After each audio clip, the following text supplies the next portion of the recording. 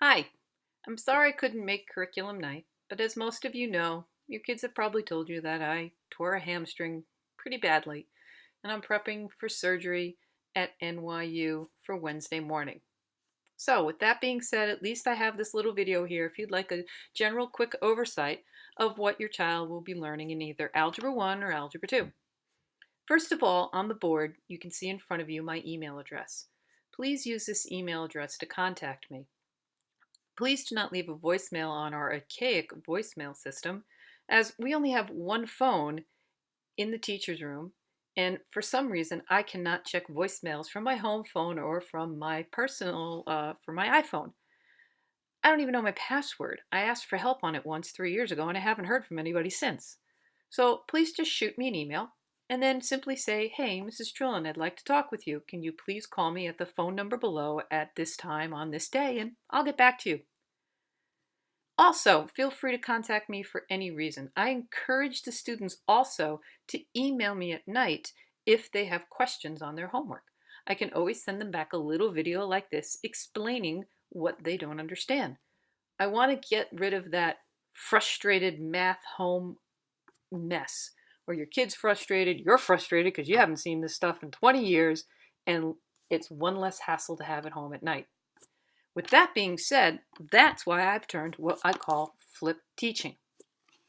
First off, here's something a little funny that I found on the internet, and I showed it to the kids about last week for Fun Day Friday.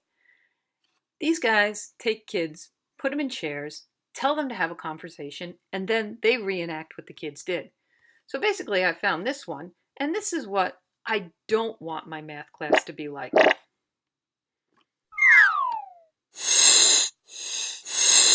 I think it's already starting. Okay, here's your homework. First let me tell you the directions. What form takeaway 5? 1, 2, 3, 4, 5, 6. Takeaway. What's 6 takeaway 1?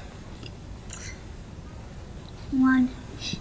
No. You take away 1 out of 6. How much does it equal?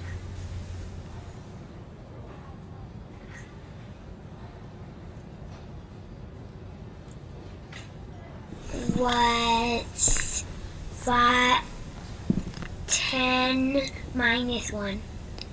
I don't know. 1?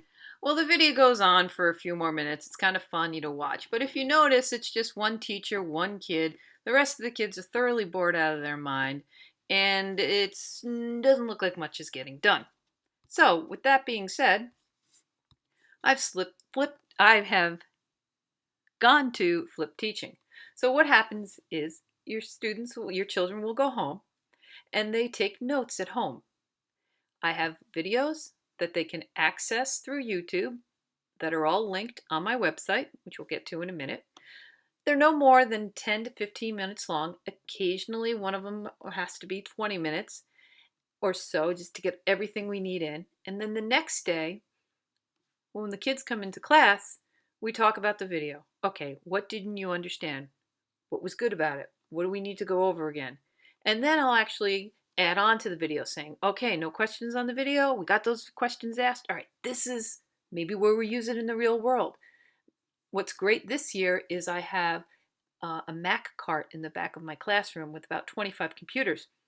And there's lots of applications or apps, as they're known on the web, that we can then bring what they learned onto a computer and they can see it in action. So just to show you, a quick snippet of what my video would look like. Here we are just doing it. And this is what a radian is.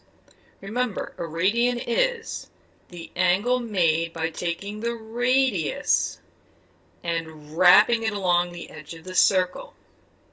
Let's watch a video of that. There's my radius. A video and a video. And we wrap it. Boom, we just created 1 radian. All right, so that's what they would look like.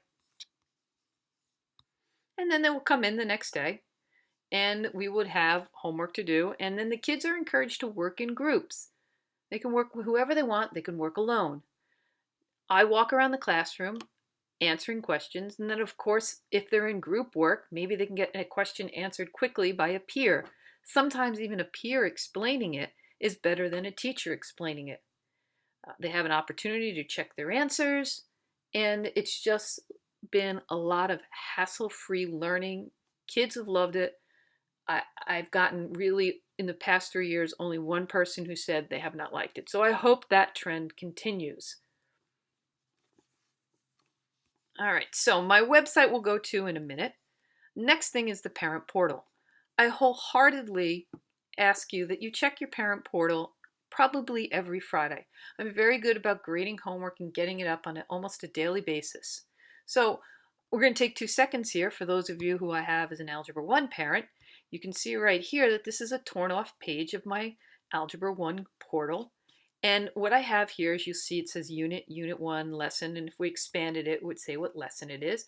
And then the weight, each is worth 1 point. This is how I check homework and notes.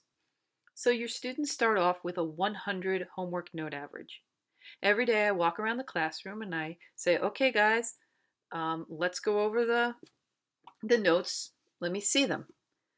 So if they haven't taken notes, they lose 5 points off of that 100. So now it goes down to a 95. We then also go over the homework from the night before. And if they haven't finished that homework, normally they all finish it in class. It's the beauty of flipped teaching. But if they haven't, they would lose another 5 points.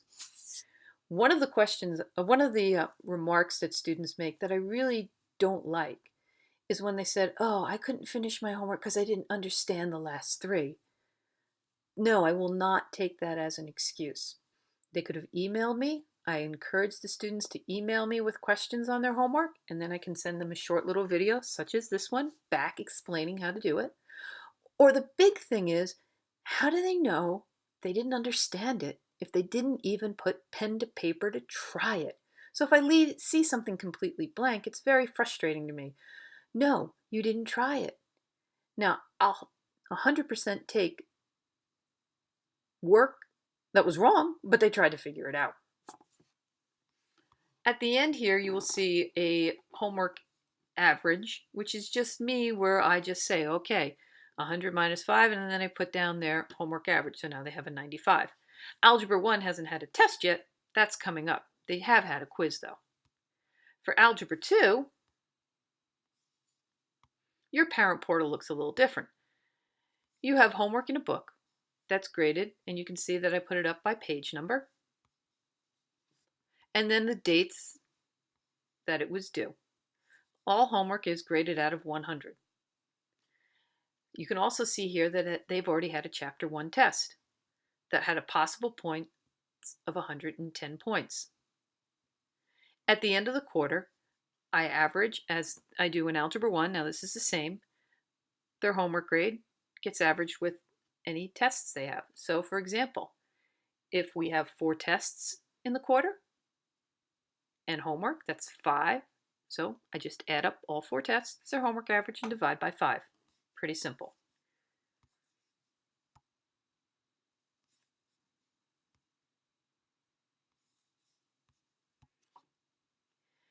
Next thing we have are some cool websites. First off, for my Algebra 2 parents, the textbook is online. You may have noticed that your child did not come home with the textbook. Well, it's easier for them to load it down to their smartphone. Every kid has a smartphone, iPad, some bring computers to school. Also, while we're doing the homework in class, I just put it up on the smartboard so they can see it there. Mathway.com is a great site.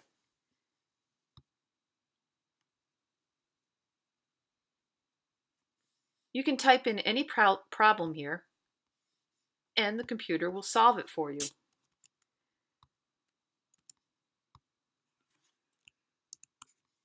Now I'm doing a very basic one right here, but you can see that the computer will predict what you're trying to do, and then it will show you the answer. Now, this is a great website, and it does complex problems.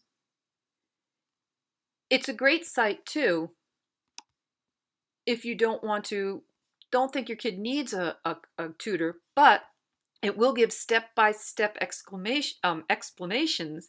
However, they do charge you about $8 a month for that. But anyway, I encourage the students to use Mathway. It's another way to check their work. Desmos is a great online calculator. It's very powerful and does some great graphing, and we'll be using it. So in case oh, I left my calculator at school, I can't do this. No problem. You're going to remember this video and go, come on, youngin', let's go to Desmos. All right, finally now, the last part is my website. You can get to my website by accessing the school and then going through the family resources, and I can be found either under middle school or high school. I have my grading policies, which I'll go over in 1 second, and my course descriptions.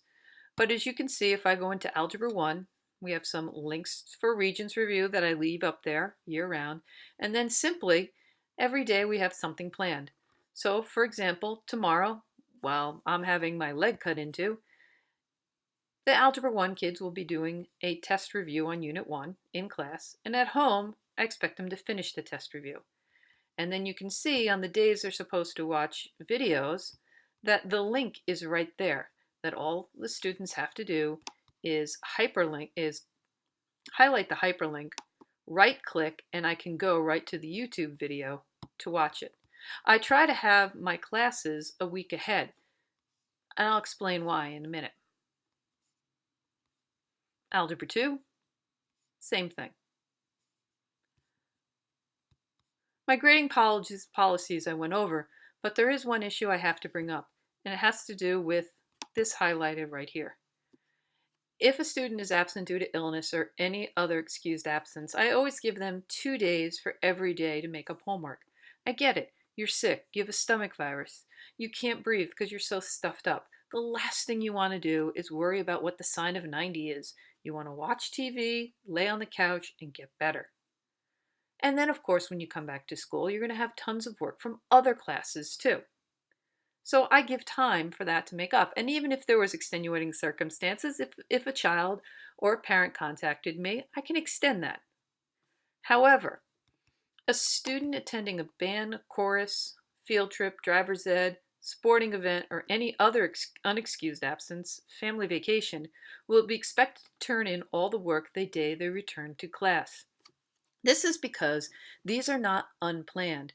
Students know when they have a chorus lesson coming up. They know when they're going on a field trip, driver's ed, or they know when they're going to be leaving early because of a sporting event. Therefore, they have to learn how to plan, especially with the family vacation. This is the one I've had some issues with. If the student knows they're going on vacation, I wholeheartedly, especially in math, want them to do whatever work they will miss before they leave. That way, when they come back from vacation, they step seamlessly into class. They haven't missed anything. And I'm willing to work with them. Have them come in during academic support. The videos are up so they can pre-watch. It just means that they have to plan and do a lot of work before they go on vacation. They may even have to do some work while on vacation. But yes, that is my policy. So this isn't just a quick oversight. If you have any other questions, feel free to email me. I honestly can tell you I probably won't be checking my emails till about Sunday night. I'm just going to be laying on the couch, like I said, watching bad daytime TV. All right, nice kind of semi-meeting you, and I look forward to meeting you at some other time. Parent conferences in November, maybe. Bye.